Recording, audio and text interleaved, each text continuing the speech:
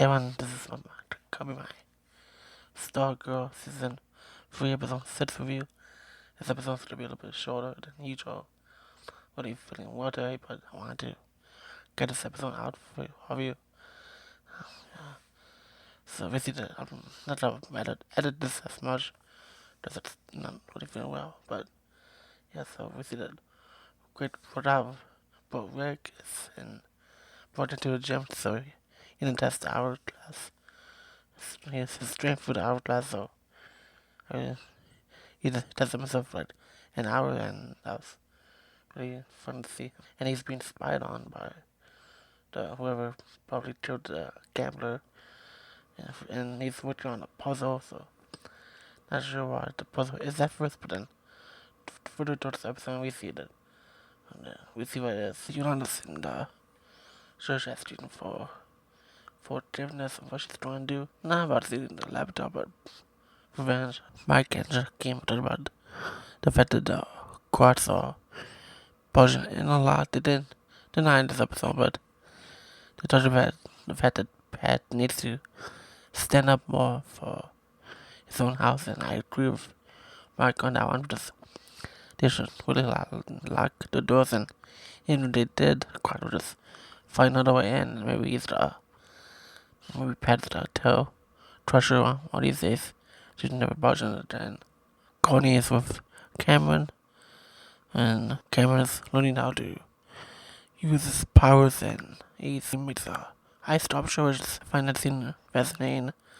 That scene was very cool. I really enjoyed how that came out to be, and he's also concentrating his powers and thanks to Connie, so I really love seeing how Yolanda, Beth, and Rick and Sylvester talk about Cindy's laptop and what to do with it, and Sylvester says that it's a possibility that if they blame her or return her, she may run up in suspicious. Bad Barbara visit the grandparents of Cameron, and Pat is hanging out there, and Connie's a little bit upset that her parents are up on her business.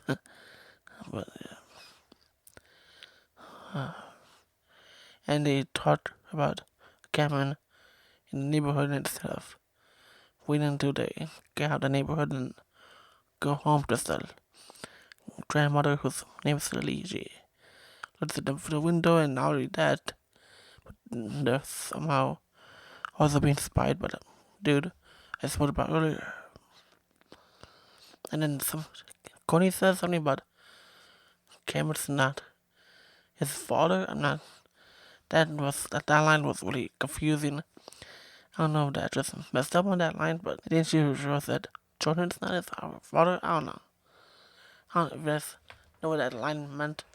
Please let me know, because that was confusing. Beth's parents are talking to Beth that they were blocked by her because Beth doesn't want her parents being in danger and all that stuff.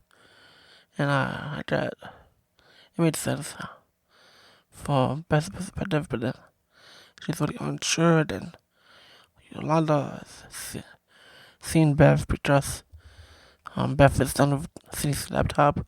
She downloaded everything, and Beth asked Yolanda, would you let her parents be involved in all this? And Yolanda says no, and not only is it too dangerous, but also the parents are really strict on Yolanda anyway, so why should we want? She just imagined herself teaming up with them for it, which I understand with sense, and the argument there. They were really strict for something that happened involving someone Henry, who's dead, so I feel like Beth is doing what she believes is best for her and her family. Barbara shows up to Cody's room and gets flowers for Cameron, and from Cameron to Cody, so I have a little letter about hope. So Yolanda draws and returns the laptop. Long story short, which is also involved with this to find Cindy and all stuff, and Bev is seen through the surveillance footage, or yeah, because and Courtney is also there, and then the fact that the one who to trust, and Cindy basically exposes Courtney for being around Jordan's son, who is Cameron, and the fact that she's been so distant from the JSA with finding ways to.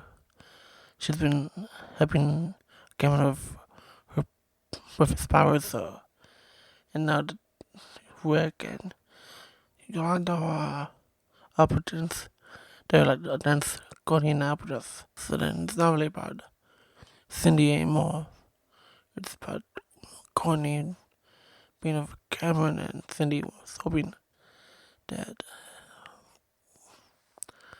Cameron learns about what happened to Courtney, which it's a drop predictable, but yeah, I feel like you will find out soon, and so a tension between Rich and Cameron already, so maybe Rick can help Courtney out. Courtney's been so distracted, she doesn't realize Sylvester's been leading the JSA all along.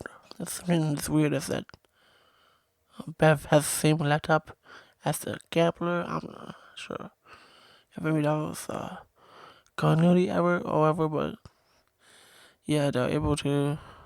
But Bev is acting as if the laptop's already been put back, but I don't know why I just said it, but yeah, just said it's weird that